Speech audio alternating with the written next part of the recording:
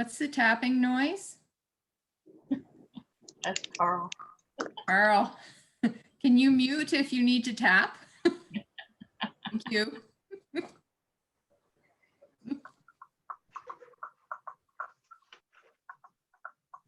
Oh, come Social on. distancing.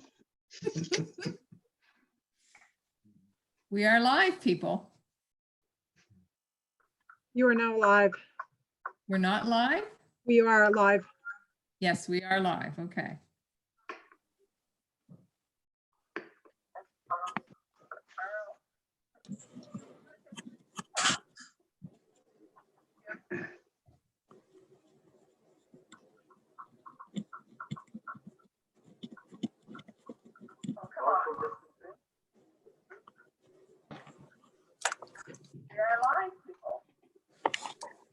You're good to go, Kim.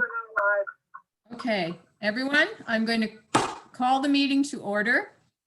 At this time, I'd like to remind council and municipal staff that this meeting is being live streamed to the public. All council meetings are also recorded. Recordings will be available to the public on the township website. Physical attendance of the public at this meeting is not permitted due to the COVID-19 pandemic. The purpose of the meeting, the Council for the Township of Madawaska Valley deems it advisable to hold a special council meeting as allowable under section 3.6.1 of the procedural bylaw 2018-117 to pass bylaws relating to COVID-19 pandemic and emergency planning, as well as bylaws in relation to statutory requirements. Could I ask whoever has this playing to either turn the volume down because I'm getting an echo? So someone had it playing and I'm getting an echo and it is very distracting. Okay, thank you. Are there any declarations of pecuniary interest? None. None here. Seeing None. none. Seeing none, we'll move to the adoption of the agenda. For Tuesday, April 7th, 2020, the recommendation is that the special council meeting agenda for Tuesday, April 7th, 2020 be approved as presented. Could I get a mover, please?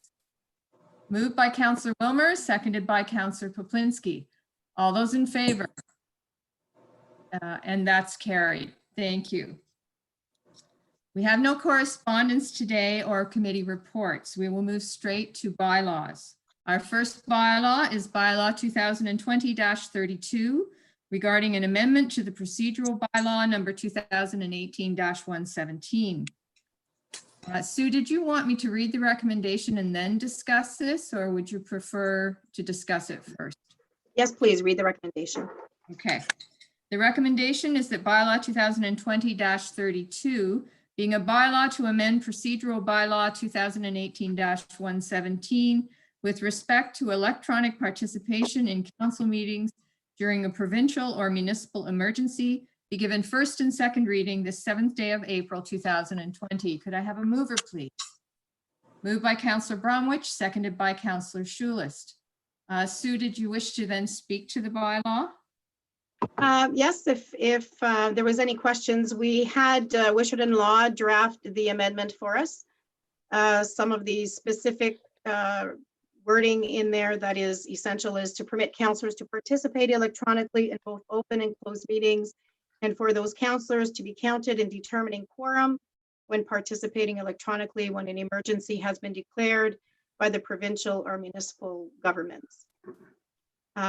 We did include as well that all time limits and time perimeters contained in the procedural bylaw number 2018-117 are hereby amended to reflect reasonable timelines in the emergency circumstances. This is intended to allow council to wait for quorum for more than 15 minutes before or during a meeting in light of potential communication difficulties and to lengthen or shorten timelines. So we added that proviso so that council is aware that there may be some connection issues at some time, either getting onto the meeting and or during the meeting. Okay, thank you. And for the public to please be aware that there may be times when we have to just take a slight pause in this in order to allow for a member of council to get reconnected, because you can get kicked off of one of these meetings fairly easily. Okay, council, do we have any questions on the bylaw? No questions. Okay. Seeing none, all those in favor? And that's carried.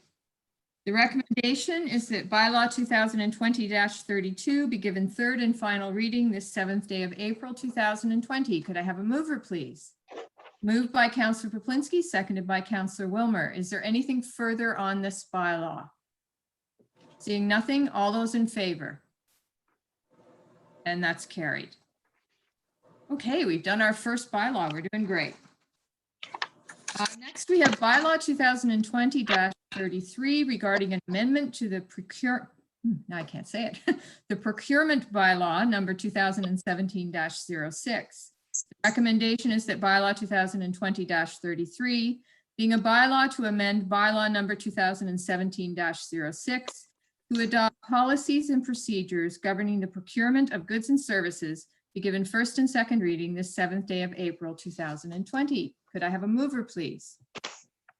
Moved by Councillor Poplinski, seconded by Councillor Bromwich. Sue, did you want to speak to this bylaw, or should I just ask if they have any questions? If they have any questions. Okay. The main goal of this bylaw is to ensure that we are able to accept tenders electronically through a zip file in order to be able to proceed with business and to be able to award contracts in a fair and equitable way. So does council have any questions on this bylaw? No questions. No. None. No, I'm not seeing any questions, so I'll just call for the vote. All those in favor? And that's carried. The recommendation is that bylaw 2020-33 be given third and final reading this 7th day of April 2020. Could I have a mover, please? Moved by Councillor Schulis, seconded by Councillor Wilmer. Is there any other final thoughts on this bylaw? Okay, seeing nothing, all those in favor? And that's carried. Thank you. Our next bylaw is bylaw 2020-34 regarding the delegation of authority. The recommendation is that bylaw 2020-34, being a bylaw to authorize the delegation of authority to the Chief Administrative Officer, Clerk, or other delegates for certain acts during the provincially declared emergency, a human emergency pandemic, be given first and second reading the 7th day of April 2020. Could I have a mover, please? Moved by Councillor Bromwich, seconded by Councillor Wilmer. Sue, did you want to speak to this bylaw? I know we did spend a significant amount of time developing this uniquely to Madawaska Valley. Yes, through the chair. We did include a proviso that the delegation of authority within this bylaw be limited to the time that council is unable to hold its regular or special meetings of council or committee meetings as a result of the COVID. The reason we added that proviso was initially usually when we bring the delegation of authority, it's because of the inability for council to meet as a council. Now that under the provincial order, we can meet and do electronic meetings, we felt it was important to note that the delegation of authority would only happen or come into force at the time where council could not do that electronic meeting and or meet quorum. Thank you. So our main idea here is to ensure that we as a council are continuing to do our job and do our business for as long as humanly possible. But should something occur whereby we could not meet quorum because 3 out of 5 of us were unable to attend the meeting, for example, if we did get sick, we would have this in place and it can come into effect so the municipality can continue to do its business. The other option we have going forward, should things get far more challenging than they are now, is for the mayor to declare a state of emergency. Now, I know that there are other municipalities around us who have declared states of emergency, but I don't think we're in a position yet where we need to. I'm very comfortable that with what the municipal affairs has given us, this ability to meet electronically, that we can continue as a council to perform our role. And as I said, this bylaw is here only if there comes a point when we cannot get 3 members of council together because of, typically in this case, it would be because of illness. Does any member of council have any questions or concerns on this bylaw? Councillor Bromwich. Thank you. Through you, Chair. I've noticed here, item number 7 on this, that the period will be from March 17th to September the 30th, 2020. Is there any provision there to extend this, or would we find ourselves in a position in September that we would extend this further? Is there anything in here that in our bylaw that allows us to at least have a look at, or would we just go ahead and amend it at that time? Sue. If I may, through the chair, we would bring it back to council at that time. Okay, thank you. Absolutely. So like I said, our goal here is to ensure council continues to do their job. And there's certainly plenty of opportunities for us to have a meeting as long as we are all well and able to connect this way, to be able to proceed and do our business as usual. And we would address it again in a timely fashion, Councillor Bromwich, so that should this continue past that point, we would be prepared to have that safety net in place. Okay, did that answer your question? Yes, thank you very much. It's just that the bylaw can't really be amended more than once during a year. I understand, or is that off the table? Because you can't keep amending bylaws over and over and over again during that 1-year period. I think you can only do it once. Is that correct, Sue, if I may ask? No, we're fine. We're fine to bring this back and amend. Okay, thank you very much. That answers it. Thank you. I think we're in very special circumstances being in this declared state of emergency by the province. And just for council's information, the County of Renfrew has also declared a state of emergency. So very similar to last spring when they declared a state of emergency and we were able to deal with flooding issues under that state of emergency. We do have that in place as well. And that's mainly to deal with health services that the County of Renfrew does provide to our community. So, is there anything further, any other questions on this delegation of authority from council? Okay, I'm not seeing any. All those in favor? And that's carried.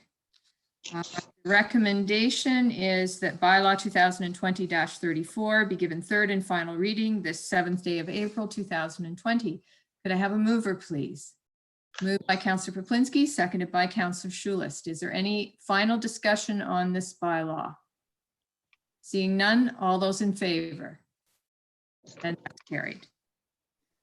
Next, we have bylaw 2020-35 regarding the authorizing of the entering into and execution of articles of agreement between Her Majesty the Queen and Right of Canada, as represented by the Minister of Employment and Social Development, Madawaska Valley Accessible Beaches, $10,000.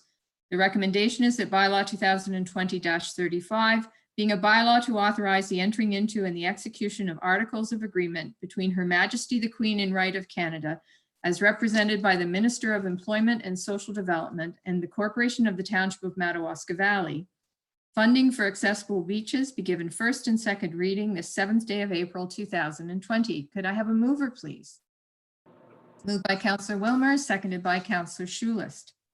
Council, you did receive an updated agenda and the actual Schedule A was attached, which is the agreement that this bylaw refers to. So you did receive a copy of that electronically through the updated agenda, I believe. Are there any questions, or Sue, did you wish to speak to this? Yes, through the chair, I'd like to refer council to item 7.3, which is a report from the Recreation and Community Development Coordinator. Which is just following information, more information as to how it came to be to have the bylaw before you. So I'm not sure if they had any questions for Stephanie. Does anyone have any questions? No questions. No? Okay. Councillor Bromwich. Just a statement here. This is a wonderful initiative that's been brought to us here. And I think this is a great news for disabled folks that can't get into our swimming beaches. So well done. Very well done, Stephanie and council and Sue. Thank you very much for this.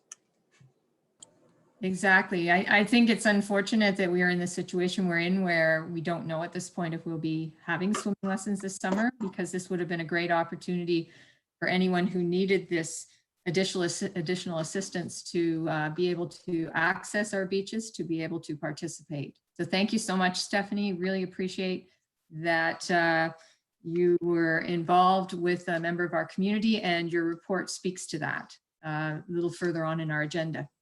Councillor Wilmer. Yeah, I just wanted to agree with what Councillor Bromwich said. And I just wonder, because people are watching this, really don't have any idea what we're talking about. I was wondering if Stephanie could perhaps explain. I mean, this is a very, very good project. It's totally funded, and it will allow accessibility onto the beach, including an accessible wheelchair, floatable wheelchair. So just wondered if Stephanie could give a sort of short synopsis so people out there know what we're discussing right now. Okay. In the report, it did detail, but it was more along the lines of a wheelchair being available at our beaches. And I'm trying to look into what it is this program will look like this year. Unfortunately, I'm not sure if we'll be able to lend it out like the original plan was. I'm not sure what the situation we're in right now will actually look like. But it's meant for PATHs to have access to our beaches, and the chair itself will be floating. It is able to go along pretty rugged terrain itself in beach sand, and it will be able to be accessed by the public. And I can't say it was all me, and none of this would have been possible without Charlie Stopa, as well as Madawaska Valley Association for Community Living. Okay, great. Thank you, Stephanie. It was a little bit hard to hear you. I'm not sure. I think we're getting an echo from the room. Oh, It's just the room is big and doesn't have a lot of soft surfaces. I'm not sure. But hopefully members of the public will read the report that is attached to this agenda further on, which will give them the background information as well on this project, which is a wonderful project for our community. Is there anything further on this first and second reading of the bylaw? Okay, seeing nothing, all those in favor? And that's carried. The recommendation is that bylaw 2020-35 be given third and final reading this 7th day of April 2020. Can I have a mover, please? Moved by Councillor Poplinski, seconded by Councillor Wilmer. Any final discussion on the bylaw? Seeing none, all those in favor? And that's carried. Next, we have bylaw 2020-36 regarding acceptance of H&H Construction Incorporated for the rehabilitation of Paw Lake Road tender in the amount of $2,123,451.94. The recommendation is that bylaw 2020-36, being a bylaw to accept the tender from H&H Construction Incorporated with respect to the rehabilitation of Paw Lake Road, be given first and second reading this 7th day of April 2020. Could I have a mover, please? Moved by Councillor Bromwich, seconded by Councillor Poplinski. This is also one of the bylaws that you received Schedule A to Council shortly, a little while ago through email. So it was there provided to you. Does any member of staff want to speak to this? I wondered if our operations manager wanted to speak to this. Hillary? Well, it's just following up on the tender that was a while back, and it's just a contract. We have to enter into a bylaw on the contract. Okay, So, are you? Sorry. go ahead. Okay, I just wanted to ask, are you pleased with this pricing? I am very pleased. Good. Yes. So it's within our threshold. It's all good to go. And we're looking forward. I don't know when they're going to start. I believe that it's a while yet. The ground is still frozen, but they will be receiving this shortly. Okay, fantastic. And roads construction and reconstruction is considered an essential service by the province.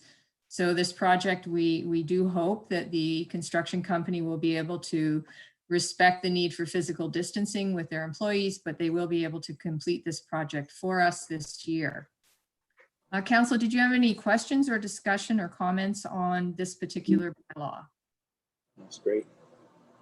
Okay, everybody seems good with it? All those in, Amanda. oh, sorry, Hillary? No, Amanda has a question. She has her hand up. Oh, sorry, I couldn't see Amanda's hand. Amanda, please. You're muted, Amanda. Need. No.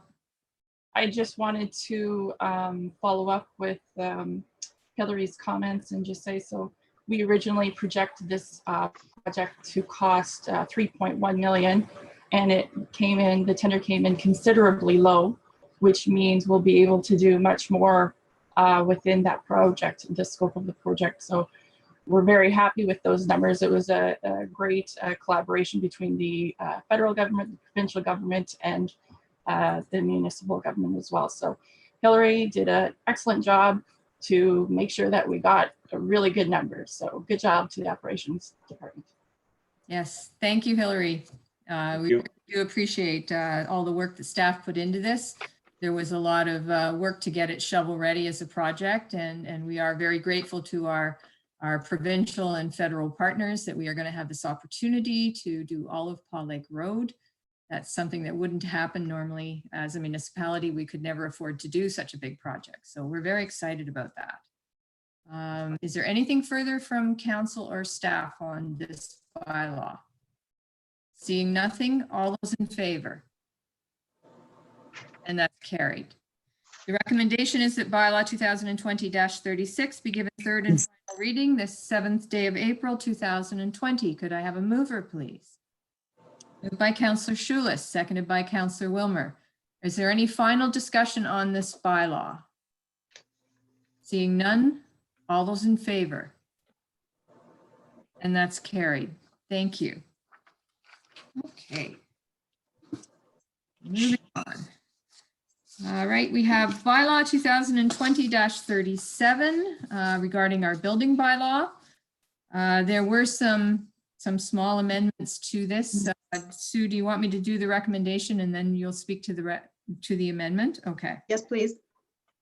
Okay, thank you. The recommendation is that bylaw 2020-37, being a bylaw respecting construction, demolition, and change of use permits and inspections, be given first and second reading this 7th day of April 2020. Could I have a mover, please? Moved by Councillor Wilmer, seconded by Councillor Schulis. Sue, did you want to speak to the amendment? Yes, I wanted to add for council's benefit what some of the changes were. Unfortunately, it wasn't redlined, just so that you're aware what some of those changes were from the original bylaw. Did you want me to speak to that? Okay, are you talking about the schedule of fees or the building one? The building one. Okay, no, yes, please, if you could highlight those for council. Okay. I wanted to add item 6.3 was not in the original bylaw, and it reads outsourced cost recovery. Any and all outsourced service fees, example, plan review or inspections, shall be cost recovery for services rendered. That was added, if you recall, when we had to go out to tender, or we had to go out to seek some professional accreditation for commercial licensing and commercial inspections only. So we wanted to ensure that that was, because it's not part of our regular fees, that it's something that if we need a special, any specialty advice that, or any other consultants, that it can be on a cost recovery basis. As well, one of the additions in the permit fees was that the decks up to and above 201 square feet plus at square feet under 200 square feet. So there's $100 fee that was added there and a 30-cent fee that was added there that was not part of the original bylaws. So I wasn't sure if you had any other concerns as it pertained to pricing. The residential fees for the building permit fees are at 65 cents a square foot. They were at 60 cents a square foot. The residential garage carport was at 55 cents a square foot. It's changed to 60 cents a square foot. And the installation of a building unit fabricated or moved from elsewhere was at 60 cents a square foot, and it was moved to 65. Under the commercial, the new additions were at 65 cents a square foot, and they were changed to 70 cents a square foot. And the accessory buildings, it was at 55 cents a square foot, and it was changed at 60. All of the other fees in there reflect what it was in the 2015-96 bylaw. Under the sewage systems, for approval of a condominium, we added that line item, and it's $450 per on-site sewage system that is proposed or installed up to 10,000 liters.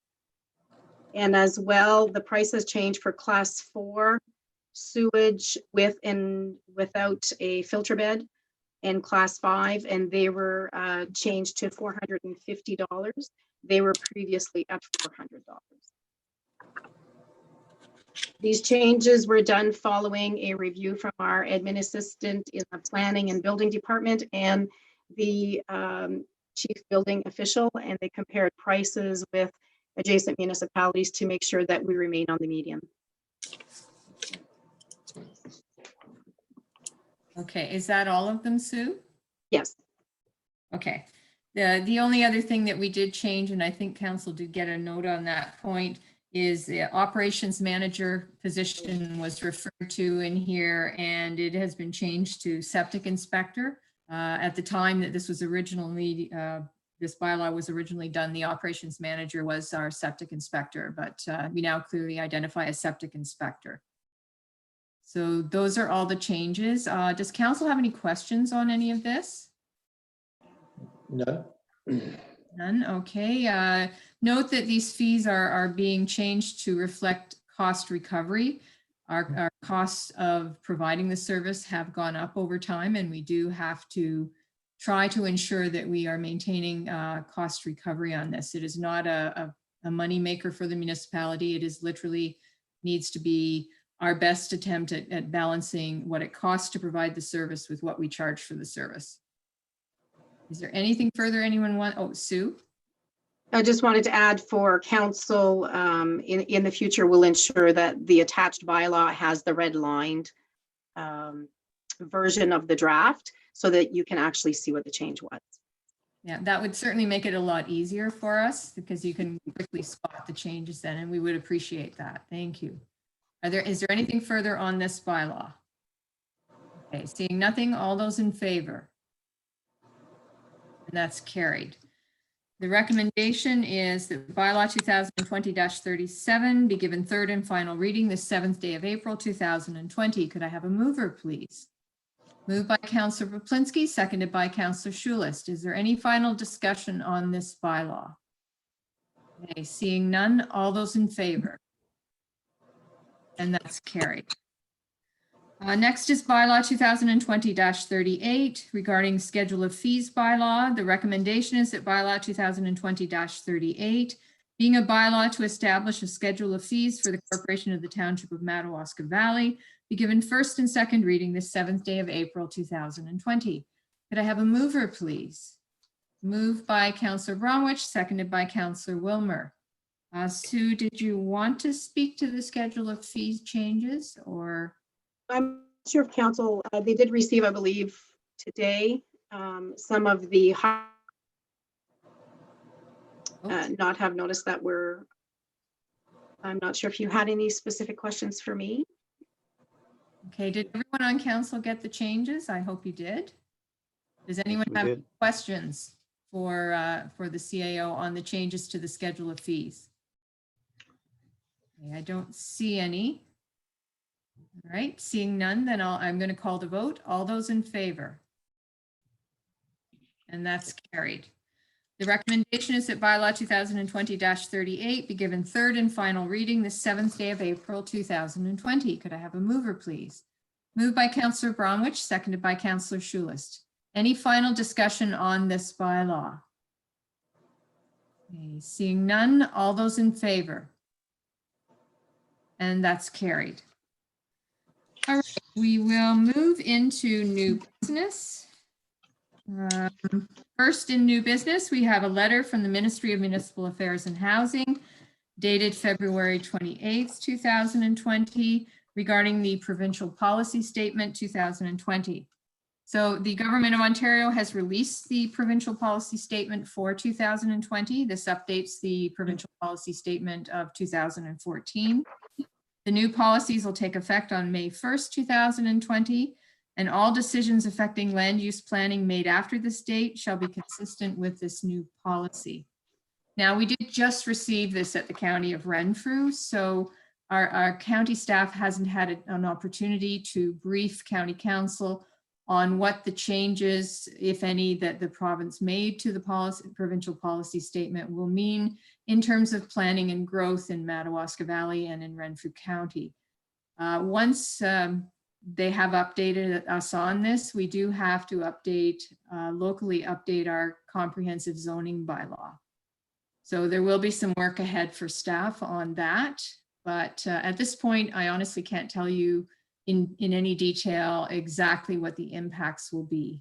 But we will bring that to you. I think it just makes sense to have county planning staff review the document, provide the impacts to County Council, and then I will make sure that Council gets them. Is there any discussion from Council or any questions?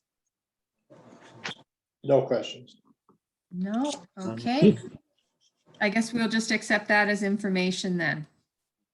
Our next item is a COVID-19 staff update, and I'm going to turn it over to Sue to take us through the update, and there will be a number of requests from staff that we will be turning into recommendations as we go through this.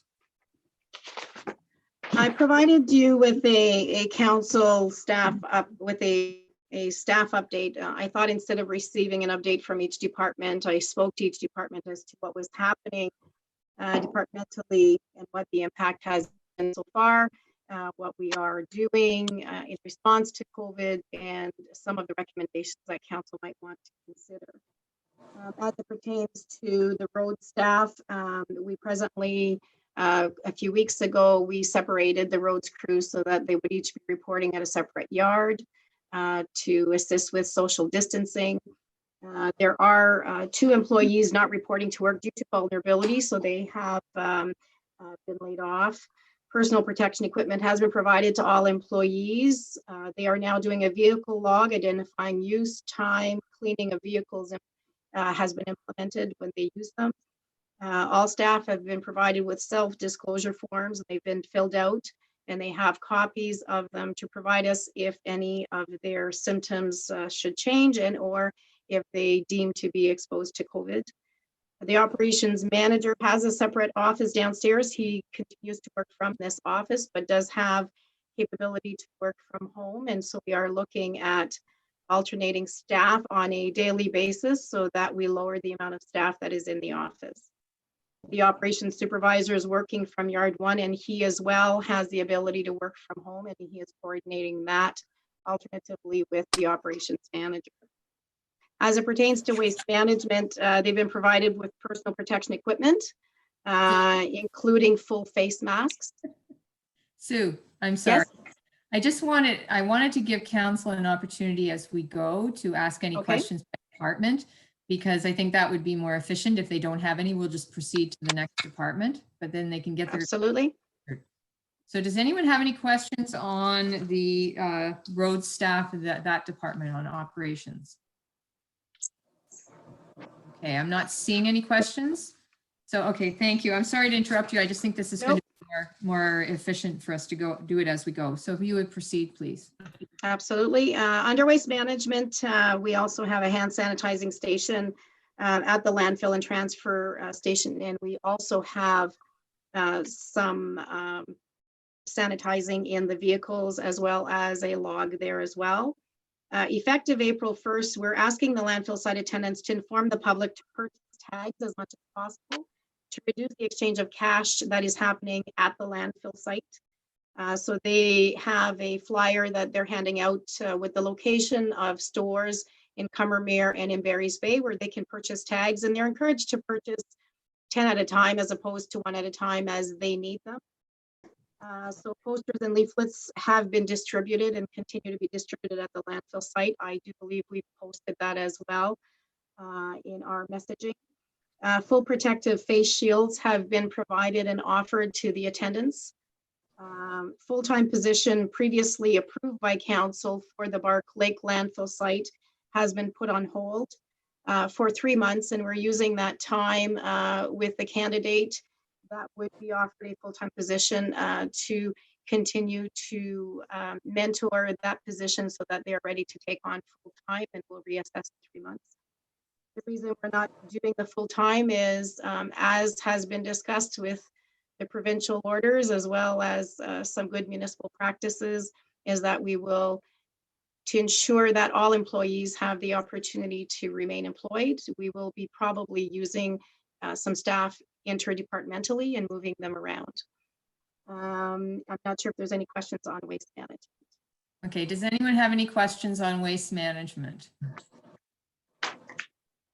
Not seeing any questions. Oh, wait, Councillor Wilmer? I just was wondering, have we seen any changes in the number of people using or the type of use at the landfill site since so sort of quarantine took effect? Or is it still pretty much as before? You want me to speak on this? That would be great, Hillary. I do see some changes. I notice everybody's, when I go to the waste site, everybody's into social distancing, which is a good thing. I notice masks are showing up, and also everybody has gloves on. What about the number of users and the amount going in? Seem to be about the same, or? It's about the same. I believe that when you have garbage, you want to get rid of it as ASAP. So it's showing the same numbers. Okay, thank you. Okay, are there any other questions about waste management? Councillor Poplinski? Yes, thank you, Mayor. My questions are with some of the summer people up at the cottages already. Are we seeing a little more activity at the waste sites? And a question for Hillary. And also the other thing is the hours expected to remain the same? Just in case somebody's asking, can you see there's any need perhaps to, if there's an extra amount of refuse coming in, should we be then looking at an extra day during the week like we would normally have in the summer? Okay, so I believe that the volumes are the same. I think where we will find out is this weekend, Easter weekend. And thus, so every Easter at the Cumber transfer, we actually park the garbage truck there. So that'll be an indication if there's going to be a lot of activity there. And then if there is, that's our benchmark there. It seems to be really, it opens up on Easter weekend. So we're ready for it. We'll see where it goes. Okay, so Hillary, are you suggesting that we would wait a little while to see if we need to address an additional day? Correct. I would wait till after this weekend. Okay. To see what's going on. Building has slowed down, I notice, somewhat, like on the construction demolition side. So I don't know where that's going to go moving forward. Thank you. Thank you. Is there any other questions about waste management for staff? Okay, I don't see any. Sue, would you like to continue, please? Yes, since I last drafted this report, the operations manager also informed that the Bark Lake Mall is closed so that there's less opportunity or chances that people will both be in the trailer at the same time. So that has been closed, and I believe it's remaining closed for the time being, as well as we don't see the hours being reduced as long as the public continues to social distance and that they make an attempt that there's less cash being exchanged at the landfill site. I did add for a council consideration, I would like council to consider that the businesses that are presently selling the tags, we have 3 in Barry's Bay and 1 in Combermere. when they sell the garbage tags, they receive 10 cents per tag as their fee for having sold it. And I would like council consideration during COVID to propose increasing that to 25 cents per tag to the businesses to encourage them to promote the tags. Okay, thank you. So I would assume we would be doing that mostly to encourage them to promote the tags so our staff isn't handling cash, and also to ensure that we are offering them fair compensation for the fact that they too have had to implement physical distancing and other measures to ensure that their staffs are staying safe and staying. That's correct. Okay. Does council have any questions about that? Any concerns at this point? Okay, I'm not seeing any hands up. Sue, do you want to save that for the recommendation at the end then? Absolutely. Just wanted to vet if there were any questions on that. Okay, no problem. So we're not increasing the price of a tag. The tag still stays $1. We're just giving more of what we collect is staying with the business that sold the tag. That's okay. Thank you. Please continue. I'll ask the fire chief to weigh in as well on this section. So under fire department, I did include, so the volunteers are provided for with the PPE. The vehicle logs identifying use time cleaning of vehicles has been implemented. A memo from the CO clerk and the fire chief has been distributed with the self-declaration forms to both the North and South Hall. The fire rescue van logos have been completed. The work for shelving is on hold for the moment, but they are still, I believe, following up with that. And the fire chief can speak to it, but I do believe that the truck is now in service. Bi-weekly training has been canceled at this time at both fire halls, and that's to promote the social distancing. The fire chief communicates with both fire halls through emails and delivering memos to their boxes at their respective halls. The fire chief and the CBO have access if it continues and we have to further reduce the amount of staff in the office. We would have access to an office at the South Hall as well as the North Hall for them to work out of, as we now have internet at those locations. And level 1 fire ban was effective February 1st, was the original intent when we wrote this report, but now with the provincial, with MNRF doing an Ontario-wide provincial ban, level 1 no longer applies. It is a full ban across. So I'm not sure if the fire chief would like to expand on that and speak to that. Chief? The full fire ban is a restricted fire zone, which means there's absolutely no open flames whatsoever in the public. That includes cigarettes, that includes any kind of open propane fire pits or anything like that. The only thing you are allowed is a gas barbecue. That's the only thing that is allowed with an open flame. Everyone else is extremely strict and is a zero tolerance by the MNRF. They want charges laid immediately when you catch people to keep us, hopefully the welfare is under control, not going out unnecessarily. That took effect as of April 4th at midnight. Okay, thank you. Yes, and they're very clear about that. It is a total fire ban, just like the one we had on a few summers ago. That's correct. Okay. On the cigarette thing, is it just people throwing cigarettes out of their car? I mean, I'm assuming you can step out to smoke. No. You can't step out to smoke? If you're in the public, you can do it at your own property, but you cannot be out in public smoking. Technically, you want to be that strict. That's how strict that restricted fire zone means. Wow. Okay, that's interesting and new. I did not realize that. So people be mindful. Is there any questions from council on the fire department section of the report?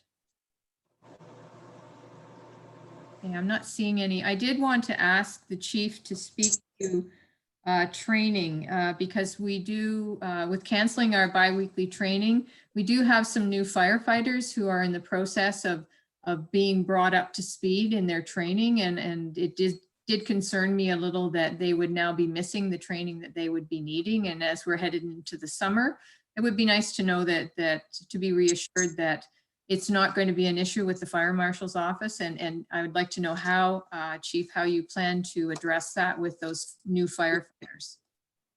I spoke to our fire marshal advisor first. He had confirmation of this.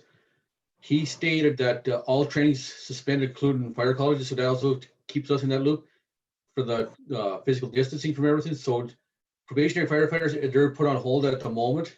They won't be attending scenes, so they will resume their training from where they left off when we do pick back up from this. Nobody's going to leave. I explained it to them why it wasn't a penalty. It was just due to the pandemic. Make sure nobody else gets sick and doesn't spread it. And then we're going to be short of firefighters possibly on certain scenes due to this, depending on who's allowed to work, who was not allowed to work, and who's gone where. So we can't really quash them at the moment, and they were understandable with that, and they will continue with their training as soon as we can get going. The fire marshal will let us know immediately about that. Okay, that's great. So, okay, that was an interesting sound. I'm not sure what that was. Thank you, Chief. It's important for us to know that our new firefighter volunteers are going to be safe and that they're not going to be asked to do things they're not trained to do. Anything further for our fire chief? I'm not seeing anything. Sue, did you want to continue then? Thank you. Yes, actually, while I have the fire chief on, maybe something that was not addressed and was not really impacted when I wrote the report was some of the provincial orders that have been brought down and how it's going to impact our bylaw enforcement officer, which is also our fire chief. I'm sure you've heard on the news, all of the provincial orders that they are now saying the municipality has a right to go and enforce. And some of those, having had discussions with bylaw enforcement, our staff, as well as adjacent municipalities, some of them we feel we cannot enforce. So I will speak to some of the discussions that the bylaw enforcement officer and I have had and seek if council is in approval as to what we are proposing we shall enforce and what we cannot, and how we will redirect those. So as it pertains to the enforcement personnel enforcing provincial orders for Madawaska Valley, the provincial order speaks to bylaw enforcement officers assisting with enforcement of the orders in place by the Emergency Management Act. However, contravention of some of these orders would include and not be limited to infractions done under the Criminal Code or against the Emergency Management and Civil Protection Act, or in contravention of Regulation 5120, and that is specific to regulations for public establishments, bars, etc. It is our position that municipal bylaw enforcement officers do not have the training, capability, knowledge of applicable legislation under the EMCPA, which is the Emergency Management Civil Protection Act, the Criminal Code, or Regulation 5120 to provide enforcement to the provincial orders. However, bylaw enforcement will respond to calls regarding adherence to the following orders. We will redirect the complaint based on the type of complaint. We will respond and address issues on municipal lands or within our municipal facilities. We will address infractions of our municipal bylaws. The enforcement officer will accept written complaints as it pertains to landlord and tenant issues and address them accordingly. The enforcement officer will redirect questions about price gouging or issues with businesses to the Business Bureau or consumer lines that we have been provided with. The enforcement officer will redirect questions about large gatherings to the OPP. The enforcement officer will redirect questions about no adherence to social distancing to the health unit and or OPP. However, he will address if those reports of social distancing happens on municipal lands or parks or appears around our facilities. And the enforcement officer will advise the campgrounds of the provincial regulations and outline the potential fines for those who do not adhere. So you may at this time want to ask questions of the bylaw enforcement officer. Okay, yes, are there questions? Okay, Councillor Faplinski, please. My question is pertaining to the issuance of building permits. Are we doing that? Because apparently there's been a stop by the provincial government on certainly on large construction. And so I'm just wondering what our position was. Okay, so Sue, did you want to you're going to speak to that a little further on, aren't you? Yes, if I may, through the Here, I did today have a meeting with the CBO and the administrative assistant. And when I get to the building portion of this report, I will advise how they plan on adhering to that. Okay, so they're going to expand on that information shortly, Councillor Poplinski, once we get to building. That's great. Okay, so because this is hot off the presses, literally. Things are changing by the day. In terms of bylaw enforcement itself, does any member of council have any questions or concerns? Okay, Councillor Poplinski? I have some major concerns. If we're going to be asked to enforce a lot of the new legislation, I don't feel that we have the ability to do that, the manpower, and also the finances. I think that we need to get a little more clarification and certainly have to impress upon the higher powers that we do not have that capability. So I would do everything possible to make sure that they're aware of that. I was at Aroma, well, I wasn't at it. I was video conferencing at Aroma board meeting yesterday, and that point, I made that point, and other mayors made that point very clear to Roma, to put pressure on the government to recognize that small rural municipalities don't have the capacity to enforce provincial orders. And I think, Sue, you spoke to those being referred to the OPP. Could you maybe restate that? We do occasionally lose some of what you're saying. So maybe just restate what you said about the OPP. Yes, that we would take the complaints, and the bylaw enforcement officer would, based on the type of complaint, decide if it's something that needs to be referred either to the health unit and or the OPP. If it's on municipal lands, then we would be addressing it ourselves. Is that correct, Corey? Oh. Corey, sorry. Yes. There's right before this call started, I was speaking to the county about one incident we had this morning dealing with a business. They clarified that fairly clearly to me. The health unit will assist us in laying charges if required. We're just to collect the information and pass it along to them. They're really good to deal with. I spoke to them, like I said, about 10 minutes before this meeting started. So they clarified motels, hotels, or any kind of cottage rental is for emergency purposes only, or essential work personnel. They're not for vacations. Anybody is caught renting a place, including Airbnbs, are not allowed. They will be charged and shut down immediately. The health unit will do that. They clarified that about 10 minutes before this. So that's the newest information I got. And they said the OPP have been really good throughout the county, assisting other municipal bylaw officers in being in parks and that. They will enforce that with no questions asked. Okay, Councillor Bromwich. Thank you, through you, Chair. I just had an occasion, a couple of calls came in on gatherings in town and asked, what can we do about it? The individual, the phone. And I said, well, you should actually have a concern, phone the OPP. Because we don't, our bylaw officer hasn't got the power and the money to do this. He can't follow up. So I said, but do not phone 911. Phone the detachment's local number. And I just think it would be really imperative that we tell people not to phone 911 in this case. Discuss it at the local detachment level and see if they find it necessary to send out an officer. So I just wanted to make sure that everybody understood that. Thank you. Okay. Is there any other questions? Oh, Sue, did you wish to speak to that? I think it would be important for the bylaw enforcement officer to inform council that the issues that we seem to be talking about are about what we deem to be people coming into our town. We are dealing with a lot of just non-socializing locally as well. We did have issues, I believe, was it yesterday, Corey, that you had to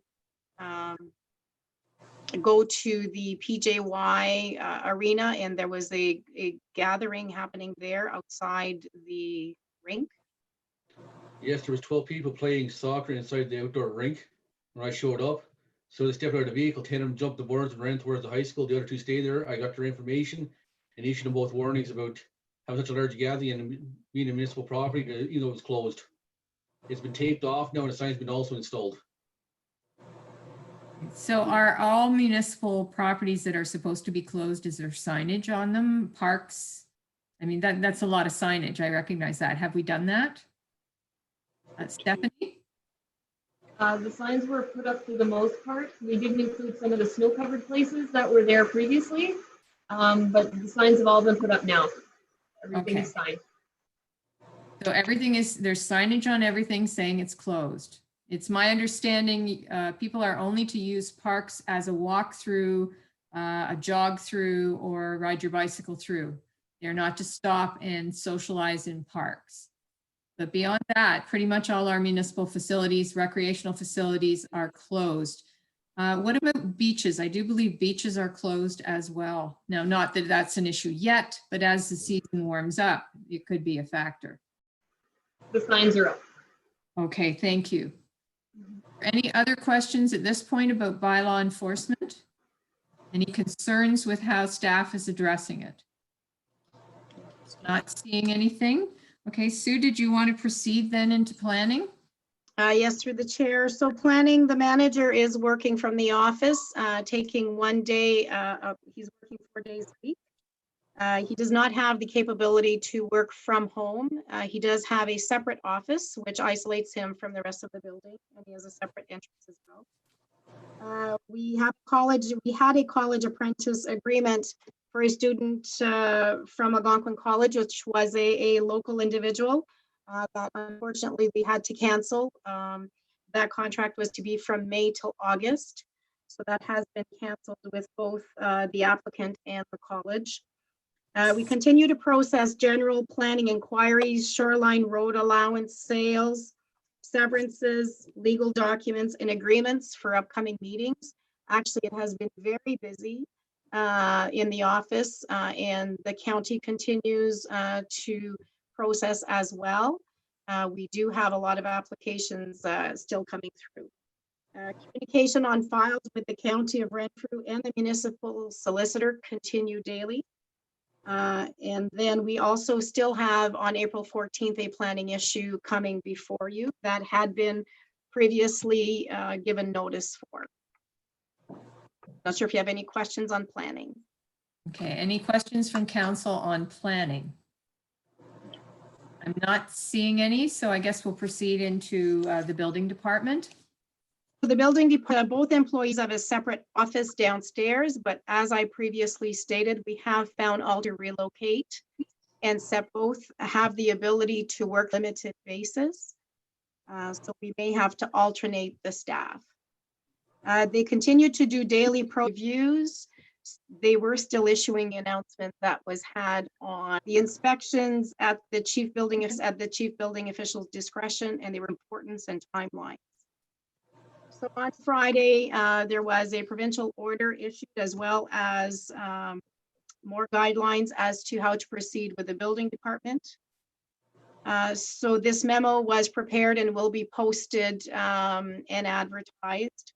So following advice from Ontario's Chief Medical Officer of Health on April 3rd, Ontario updated the list of essential businesses that can remain open.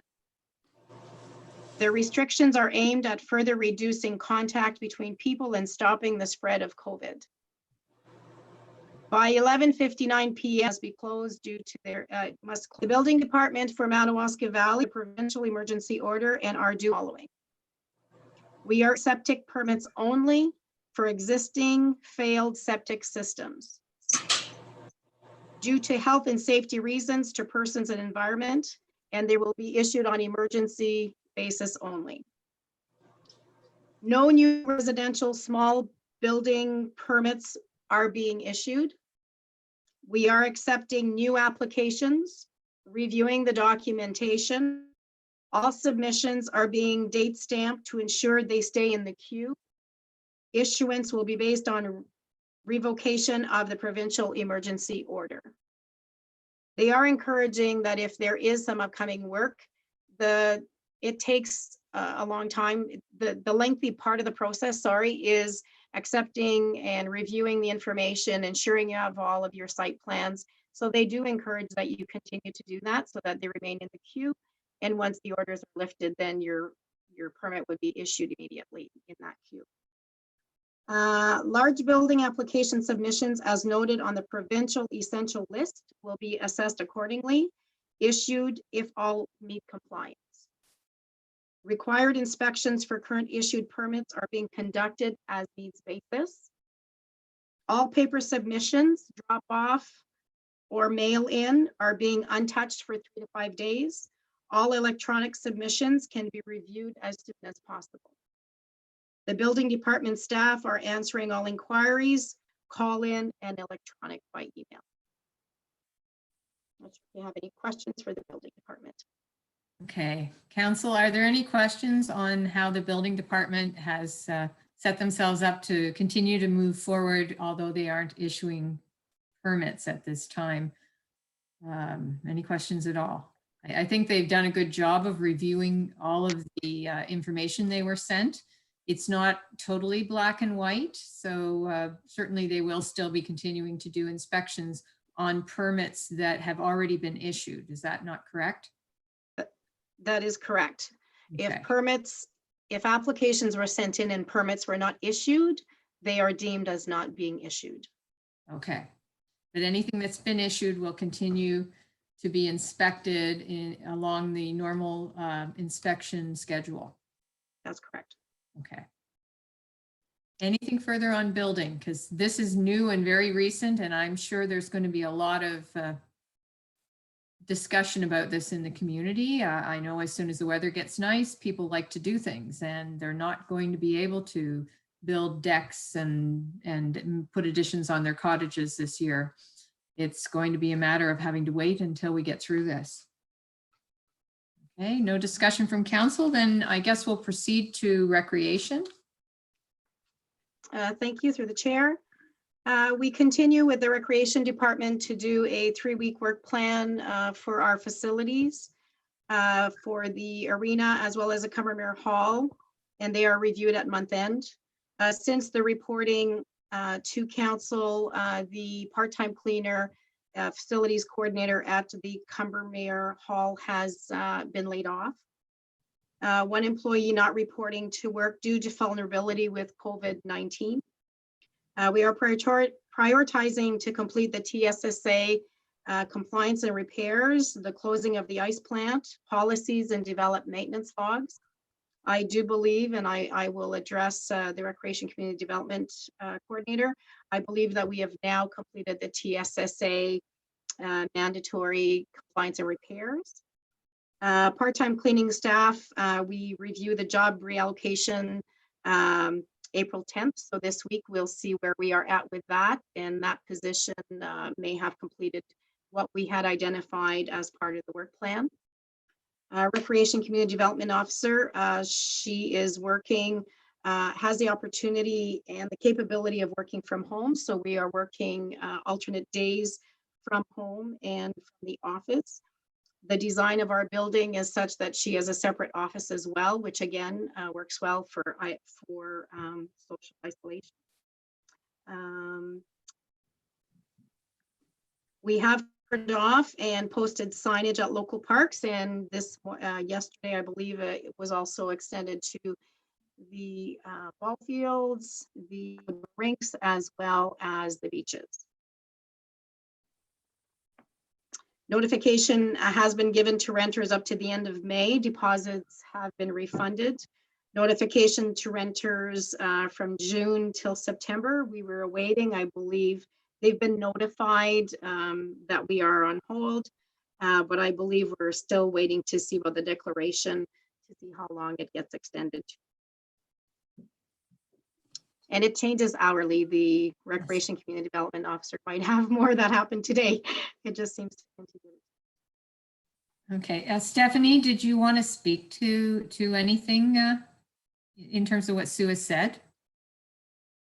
I can just say that a lot of the people that I've been speaking to regarding their rentals, their weddings, they've been very understanding. I really feel terrible making the phone calls that I've made to let everybody know that their plans are on hold. I believe the next wedding event we have coming up is June 20th, so she's trying to hold on to the date, but we've got a couple dates in mind for her if that happens. But besides that, it's been a rough time making these phone calls.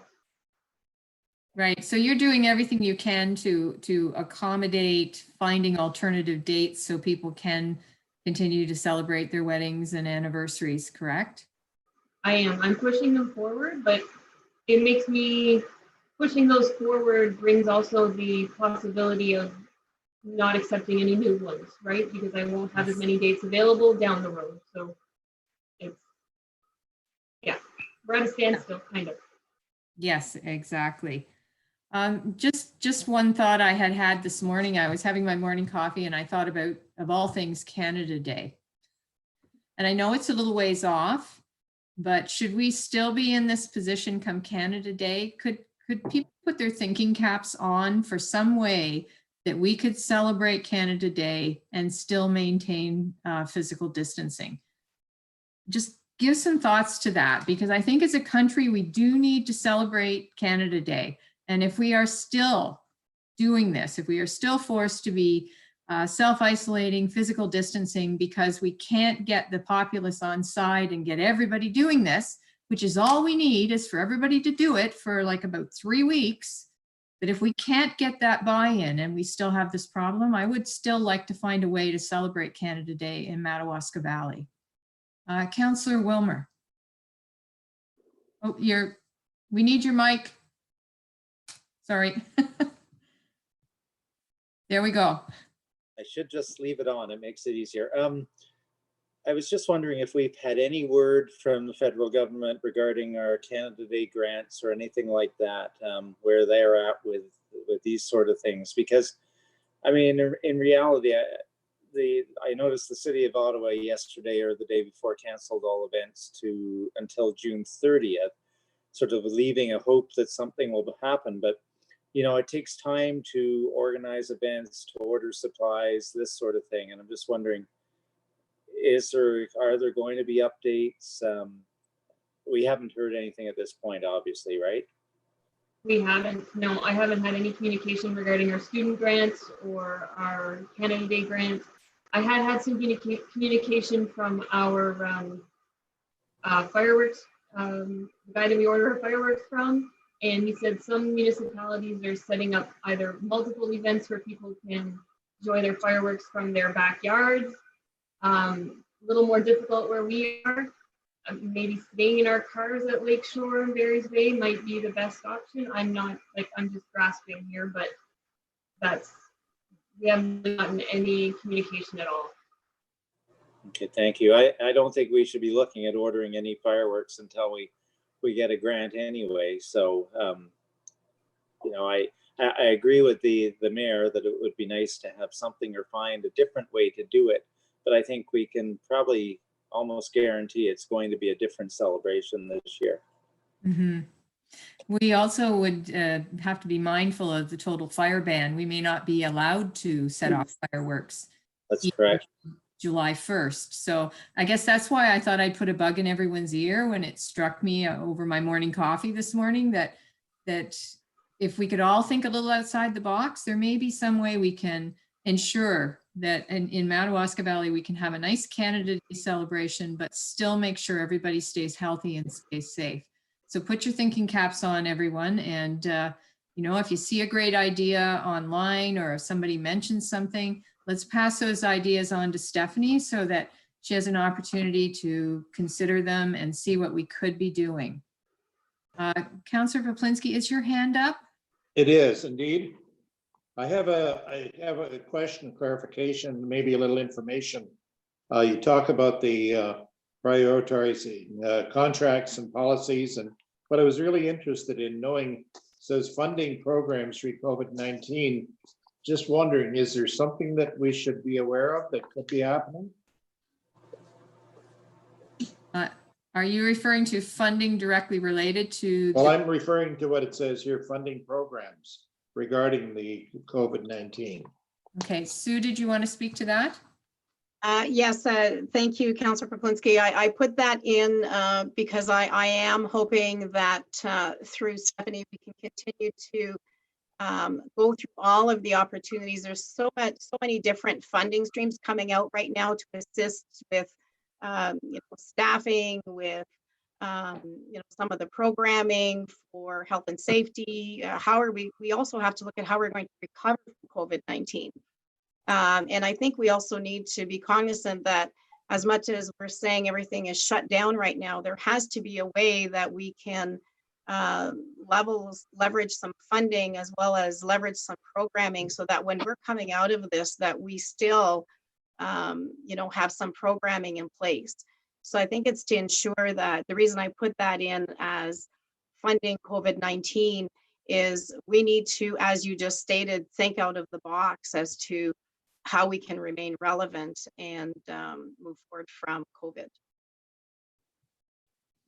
Okay, did that answer your question, Councillor Poplinsky? Yeah, I think it does. I think I know everything is in flux. There's changes.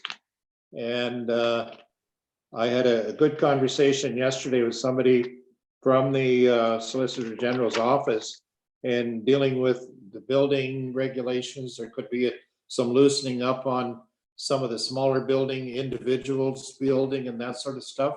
And so it's all in flux. And I'm sure many of these other things are very similar in nature where there's changes coming. And I think, but I was just wondering, I've had calls from self-employed people and saying, their federal government is helping, if I've got a union job, I'm looked after. But if I'm working from home for myself, there's doesn't seem to be anybody doing anything for me.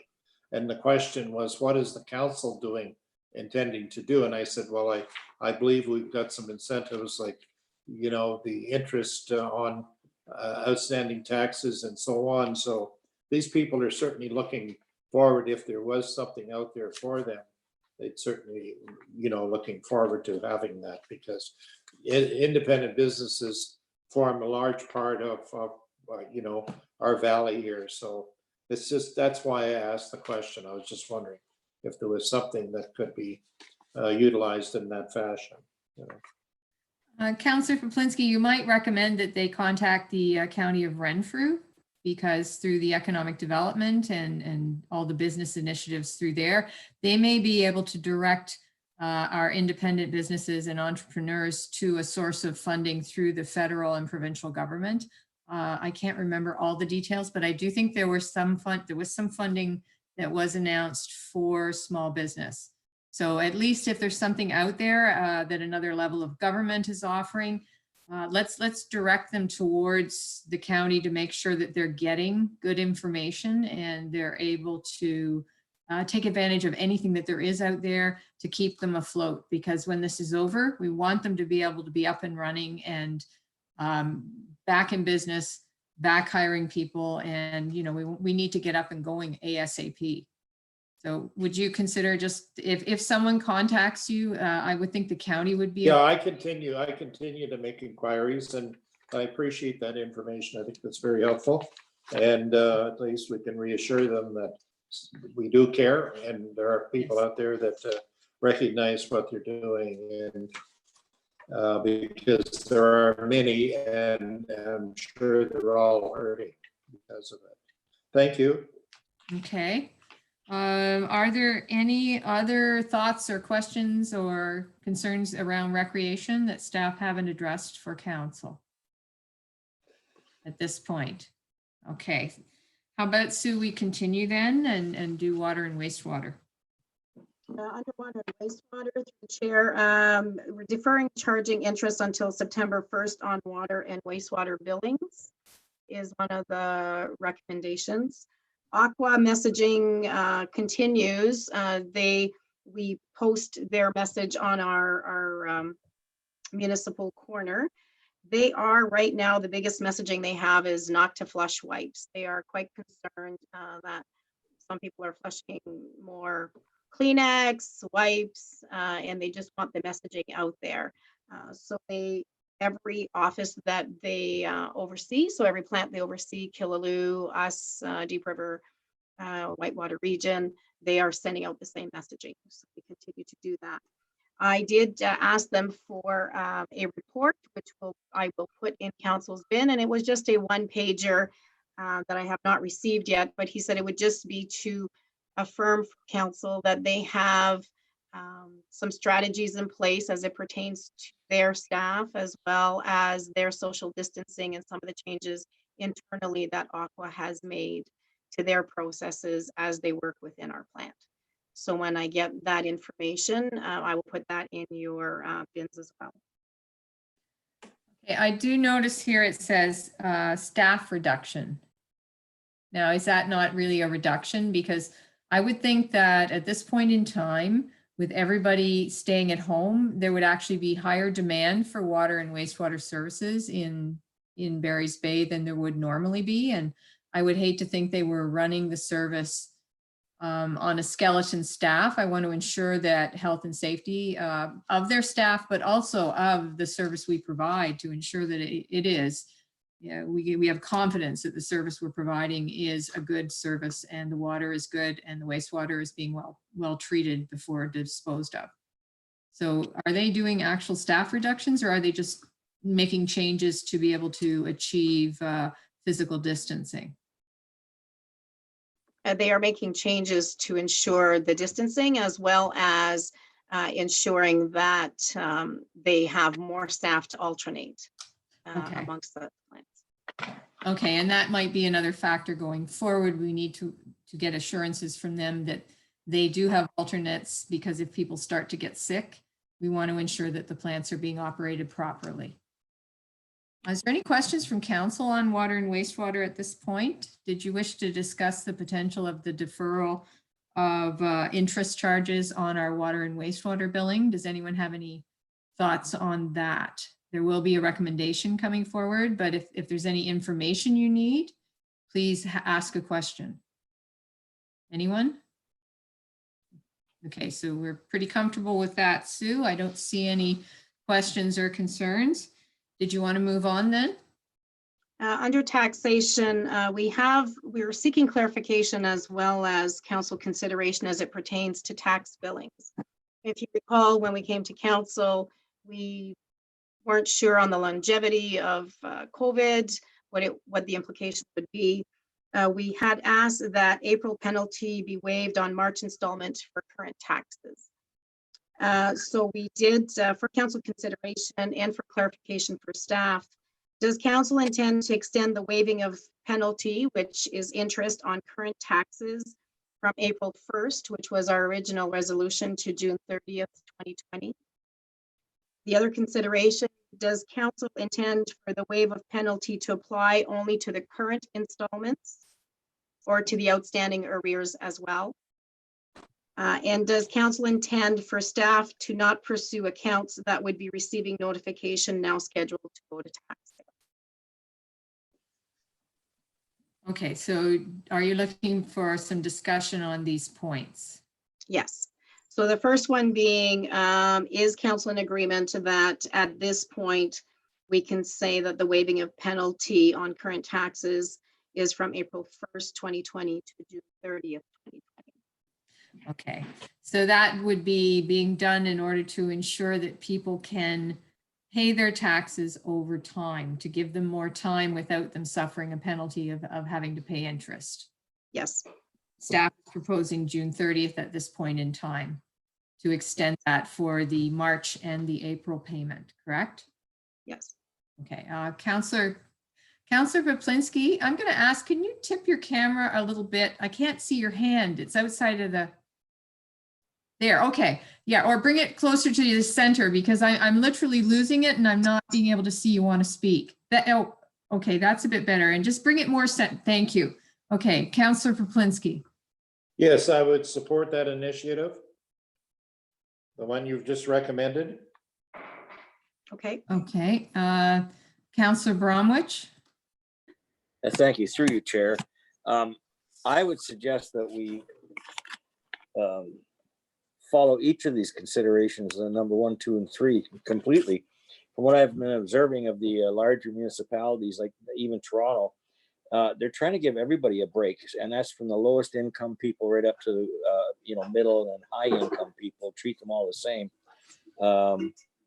I think the people that are in arrears in taxes have darn good reasons for being in arrears, and it would be really, really bad if we were trying to force any kind of a penalty on them at this point. So I think we have to work with everybody and generally right across the whole board here and give everybody kind of a break. I would go with June 30th as our next update to that point. So it's just what I feel. Thank you. Okay, does anyone else wish to weigh in? Councillor Wilmer, please, and then Councillor Schulist. Councillor Wilmer.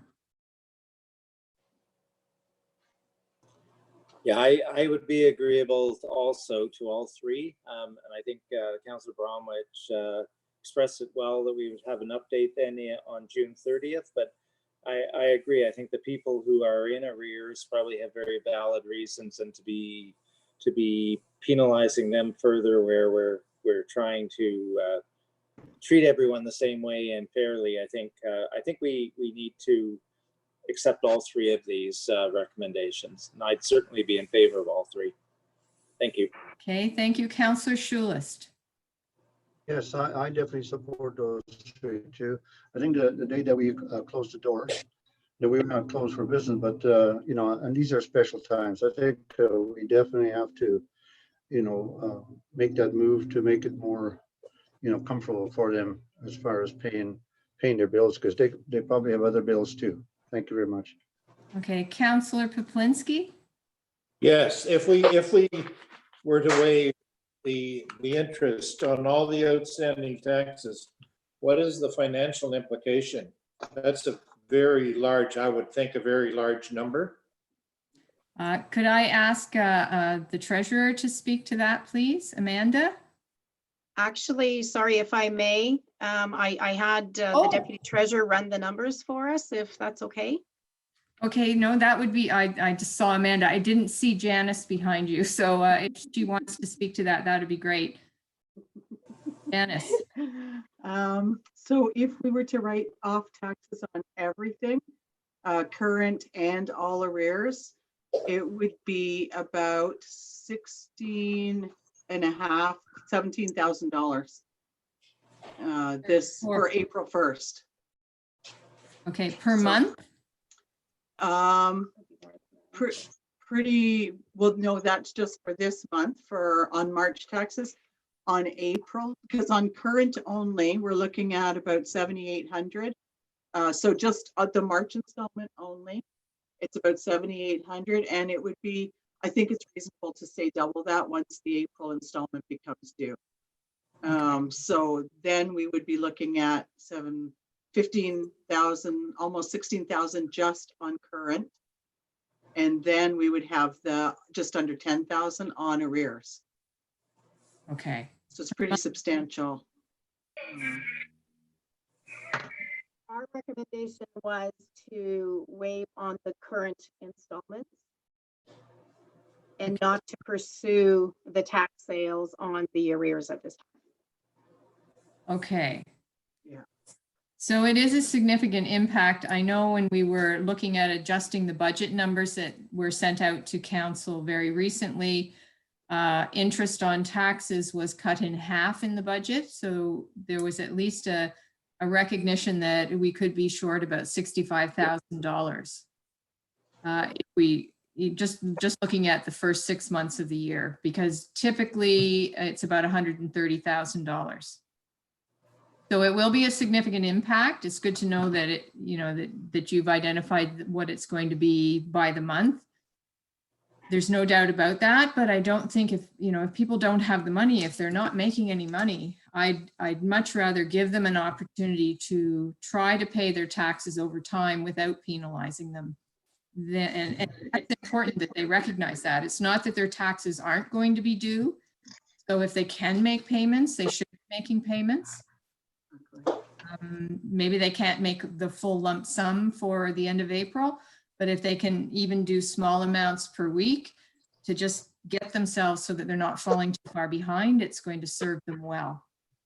Councillor Wilmer, did you have your hand up? Yes. Yeah, just for clarification, and I didn't quite hear, but what was the breakdown of current tax, the effect on the budget or revenue, current taxes versus arrears?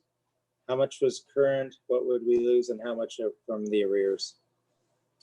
Current for March would be 7,833. Okay, If I did for March, for April 1st on arrears would be $9,700. okay.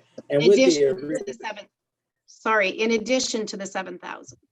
Okay. okay. And with the arrears, we have no guarantee anyway, or that we are going to collect that 9,000.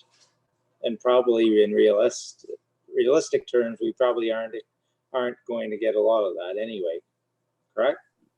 That's right. Well, although Janice has been doing very well at, No, I recognize that too, but I think we're getting to the harder and harder ones now at this point. Mhm. Well, she would have some from last year. Certainly, I would really like to encourage, when Janice has the time, for her to connect back with people who are in significant arrears, some of whom have not responded to our last attempts to make a connection with them. And I think our goal is always to find a way to set up a payment plan with an individual who's fallen into arrears. Staff works very hard to do that, to help them get caught up. I'd like to see her continue to do that work. Councillor Wilmer? Yeah, and I think that's a very good thing. And I think perhaps this giving a break until June, because of the situation, is a good way to perhaps build that relationship and get some of these taxes moving again that perhaps have sat for a while. I think we can use it and try to use it in a positive way with the accounts that are in arrears. Okay, does council have a concern with Janice trying to work with, contact those who are, especially those who are in significant arrears, to see if we can't begin a process of setting up some kind of a payment plan or acknowledgement that they do need to find a way to pay their taxes eventually? And I mean, everybody needs to recognize that. We're not saying you don't owe taxes. We're just saying we won't penalize you. We want to make sure you have flexibility going forward, because it is very difficult times. Councillor Voplinski. Yes, Mayor Love. So I would, going forward, I would certainly be in favor of waiving the interest until the end of June, and which is number one, and also dealing with number three and not pursuing, going for tax sale. And I would like to have a little more information and have Janet prepare the real cost of what this is going to mean on if we were to, just wipe out all the interest on all the past overdue. I just can't see doing that at this point. It is something that we may want to consider, but I just don't feel that I've got the necessary information right at the moment to agree to that, because I think that's fairly significant. Okay, so could staff please clarify? Sorry, I'm losing my voice a bit here. Could you clarify, when we're deferring interest, it doesn't mean that we're just deferring you paying interest. We're literally not collecting interest at all, correct? Not deferring, we're charging it at all. Okay, so we lost you there for a second, Janice. I'm sorry, could you repeat? That we're not deferring, not charging it in the first place. Okay, so we are not charging interest for these months. So we are actually losing that source of revenue. Yes, if Just that's what you to decide. be yeah. aware, the taxes will still be due.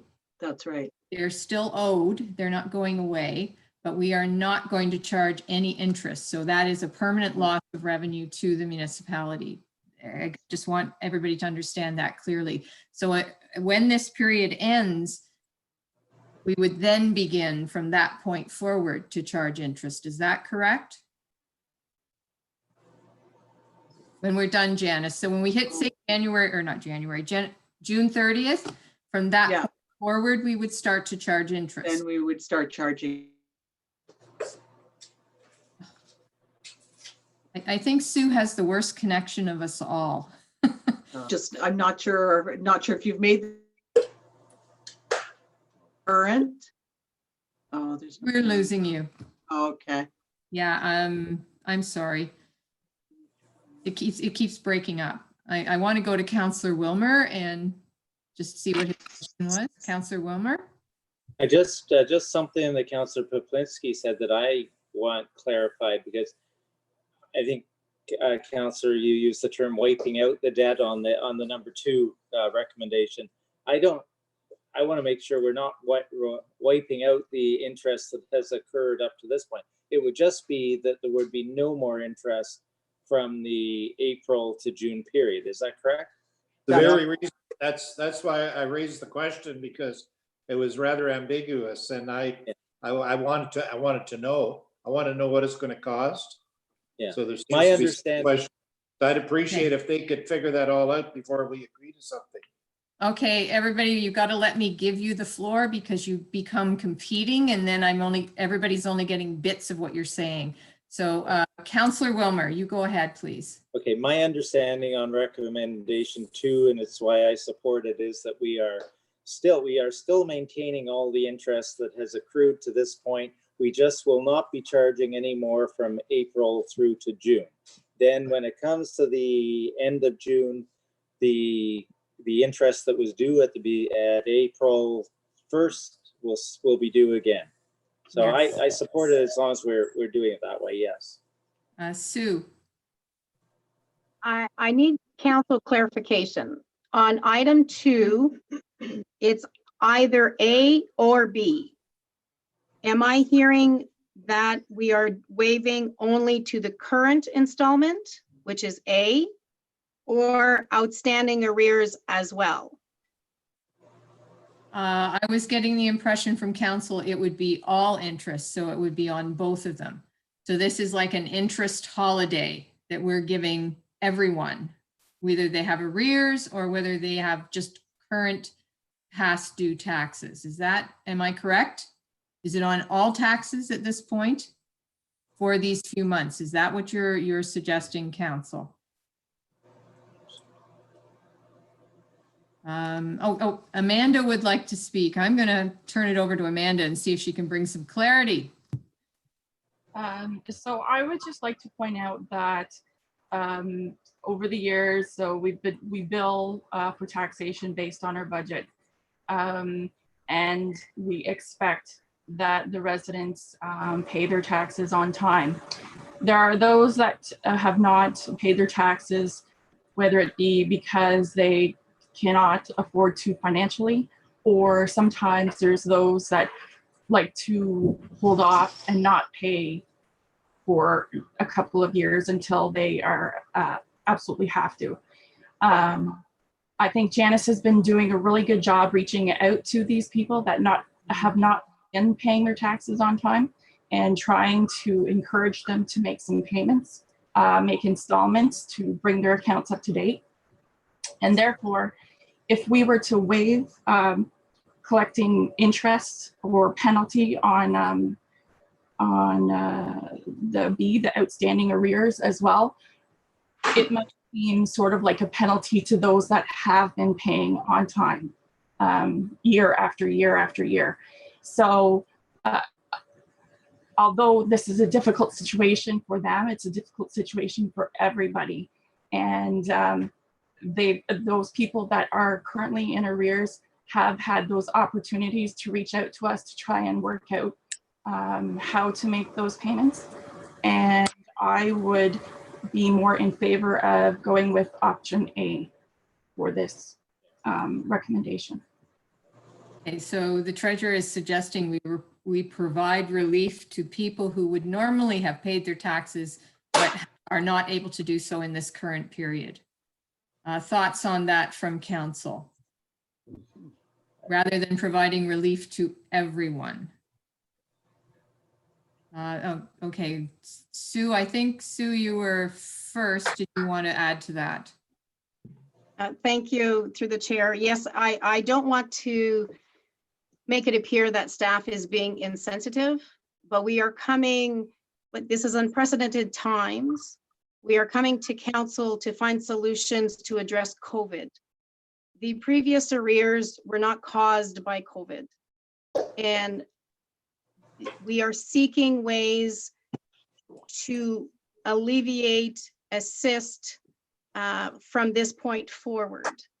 So even though those that are in arrears, we still would be waiving the current portion of their bill that is outstanding. If you went with option A, which was just go with current. Because when you're talking a difference of waiving 7,800 in interest for current or 16,000 on all, to the treasurer's point of what is the incentive for those to achieve to continue to pay there at all. Agree. Our staff recommendation is on current. Okay. you. So the staff is basically recommending that even if somebody is in arrears, they are going to have current taxes. It would be on those current taxes that we would not be charging them interest. So you're focusing this solely on people, our property taxpayers who are now finding themselves obviously in situations where they have no employment, or their salaries or wages have been cut significantly because of reduced business activity. And so we are trying to provide a COVID-based relief for this. Yes. Thoughts from council on that? So the waiving of interest that is being suggested is solely on current taxes. Councillor Bromwich. Thank you, through you, Chair. That makes a lot of sense, actually. We will be treating everybody the same because it'll be the current installments. That's all I'm concerned with, is that if you do it for one, you have to do it for everybody. And it does eliminate an awful big loss. We can't just go carte blanche, nobody pays any interest on anything, but I think it's good intentions on our part. I'll agree to that 100%. As long as everybody's treated the same, and this current installments would be good. It'll show that we're trying to help. We can't forego tens of thousands of dollars every month because we need the tax money to make our municipality function. Like Ernie suggests, we don't want to be giving away the farm here, but it's a good intention and allows Janice, I think, to lay the groundwork for a better communication with everybody. Saying, look, we've reached out to you people, giving you a little bit of a helping hand. Now it's time for you guys to kick back in. So I'll agree to that one for sure. Thank you. Okay, it certainly also provides an opportunity for somebody who is behind by a couple of years to, if they find themselves in reasonable financial circumstances, they can get caught up. It's going to help them to get caught up, but they need to contact our staff. Everybody who is having a struggle should be looking at a payment plan. And even people whose interest we are waiving at this point, put some money aside every month. Make sure when this is done, you're able to pay your taxes. If you can do it, please do it. Councillor Wilmer, did you have your hand up? I just was going to say that I agree with going with option A too, that we just look at the current taxes. And I think that's the most equitable, and that's the way we should be going. Okay, so I think, Sue, we've given you what we'd like to see in our resolution. We want to waive the interest on our taxes to June 30th at this point. It'll be on the current installments only. And council is good with not pursuing tax sales. Is council good, though, with staff making another attempt to connect with people who are in significant arrears if they don't have a payment plan? I think we have to keep doing that. Councillor Walensky? I would certainly encourage that to continue. Yes, absolutely. Okay, everybody's okay with that? We're not doing tax sales, but we are going to reconnect with you to see if we can't get those properties that are in arrears on some sort of payment plan so that they too can end up getting out of the situation they're in. Janice, does that give you the direction you need? Yes, it does. Okay. Yeah. Okay, so we'll do that by resolution? Yeah. Good. Okay, good. Is there anything further on taxation and that we need to discuss, Sue? Actually, I do think the deputy treasurer had a question about water. Okay. We were discussing water penalty as well. Hear it. Already? Oh, it was already decided? Yes, I just wanted to ensure, so during the water wastewater discussion, that we defer charging interest until September 1st on water and wastewater billings. And would that also be on current? Yes. Okay, so that would again be on the current billings. Yeah. We're in good with water, that? Okay, so total- that'll form part of our resolution when we're done this report. Okay, For water and wastewater, the full total that of all interest on arrears and current, which I don't think I have the ability to split it on in the water program. But we're looking at between $700 and $800 a month. So it's a little bit less than the tax situation. okay, So, yeah, this bill that I'm doing right now is going to be due May 15th. And I think there was a reason we picked September. I can't remember what that reason is right now.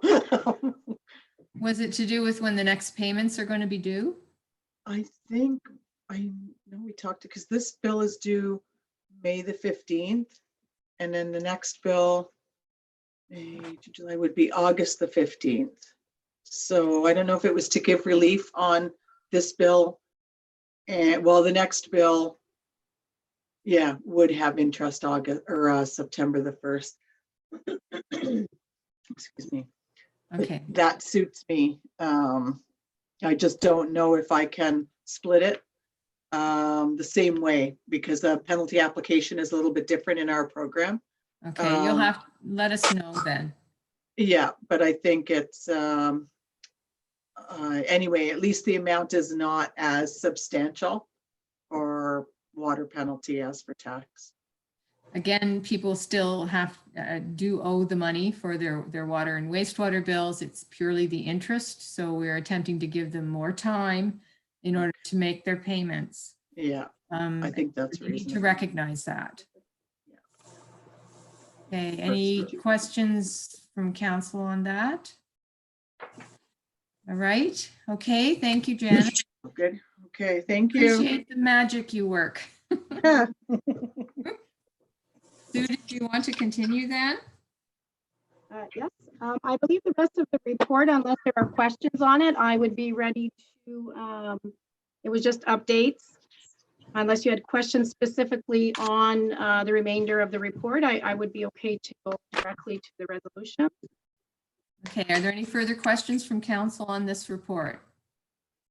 Not seeing anything. Would you like to then read the resolution you've got? Yes. I would like to break the resolutions up if I may. Sure. That council approve the CAO clerk recommendation that businesses selling garbage tags who receive 10 cents per tag now receive 25 cents per garbage tag for the sale of the garbage tags. Can we put a date? Are we going to put an end date on that? Or are we going to say during the pandemic or something? It's not a permanent, it's a temporary. During the pandemic. Okay. Just, I want it to be clear that this is a special circumstance. Okay. Could I get a mover for that? No, not moving it. Councillor Wilmer, do you have a question? Yes, I just wanted to, we talked about part of the reason of giving the 25 cents was for them to promote it also. And I wonder if we could put that wording in there too, that we Okay. agree, the 25 cents, and that we ask the sellers to promote the sale of these. Encourage to promote the garbage tags, Yeah. the sale of the garbage tags. Okay. Okay, no, that's a good point. All right. There's nothing further on the actual motion. Can I get a mover, please? Moved by Councillor Wilmer, seconded by Councillor Schulist. Is there any discussion on the motion? Not seeing any hands. Okay, all those in favor? And that's carried. Okay, Sue, did you want to move to the next one, please? Council direct staff to extend the waiving of interest on property taxes from April 1, 2020 to June 30, 2020. And that council directs staff that the waiving of penalty is to apply only to the current tax installments. Okay. Everyone's heard that. Is there any questions on the recommendation? Are we good with the recommendation? Not seeing any questions on it. So could I have a mover, please? Moved by Councillor Bromwich, seconded by Councillor Poplinski. Is there any discussion on that recommendation? Seeing none, all those in favor? And that's carried. That council direct the deputy treasurer to not proceed to tax sale, but contact individuals to work with delinquent accounts. Okay, could I have a mover for that? Moved by Councillor Wilmer, seconded by Councillor Schulist. Any discussion on that recommendation? Seeing none, all those in favor? And that's carried. Did we cover everything, Sue? No, one more. Oh, okay. That council approve the deputy treasurer recommendation to waive the current penalty on water wastewater until September 1, 2020. Okay. Could I have a mover for that? Moved by Councillor Bromwich, seconded by Councillor Schulist. Any discussion on that recommendation? Seeing none, all those in favor? And that's carried. Okay. We covered everything? I think we've covered everything. Okay, fantastic. With that, we're going to move on. Next item is the Madawaska Valley Accessible Beaches 2019. And that's the report that provided council with the background information on the bylaw that we actually did earlier. It's just to be accepted as information. Was there any final questions on that report? I notice we still have Stephanie available. Should you have a question? Okay, I'm not seeing any questions, so I guess we will accept that as information at this point and be pleased. Under unfinished business, which is our next category, I'd just like to acknowledge that today is World Health Day, and I know council would join me in thanking all the hardworking frontline healthcare workers who are risking their lives every day to take care of the sick and to look after us and keep us all healthy. We certainly appreciate the work and effort that our frontline healthcare workers are giving of themselves to their communities and in these very difficult times, and also the support of their families, who I'm sure are always concerned as their loved one goes off to provide that wonderful care. So it is World Health Day, everyone. Let's be thankful to those individuals who are looking after us through this pandemic. Councillor Poplinski? Yes, Mayor, under unfinished business, just wondering if we could touch on in the report. There's a mention of course, the freshet, the spring flood, and but that the conditions are much more positive this year. I'd just like to remind people that 3 years ago, it was very, very similar until the 12th or 14th of April. We had a major ice storm and then followed by heavy snow and heavy rain, which caused the flooding. And we can't take our eye off the ball. So I'm sure the staff are all aware of that. It's a little early to, not to be aware of this fact, and hopefully that's not going to happen, but it did happen before. So we need to be cognizant of that. And the other thing that it's not on the agenda, but it is something I know that's pressing, was the review of our insurance program. I'd made a recommendation that we go to market, and I haven't heard anything back on this, what's happening, because of a significant increase in pricing. I would be very interested in knowing if there's been anything happen since our last conversation, but I would like to be kept in the loop on that, because I think it is too much of a significant amount of money that we're putting out, and without some answers for it. And moving forward, I'd like to work with everybody and seeing if we can get something that's a little more suitable. So thank you. Anything that can be done in that regard. Okay, so staff will be coming back to us with more information on that. And certainly they were looking into some options in terms of what could be done to assist in reducing that increase. So I'm going to, I don't know if you wanted to speak to that now, Sue, or if you would rather just bring forward to council some information. Yes. Yes, through the chair. I can speak to that. I'm not sure. Oh, there we go.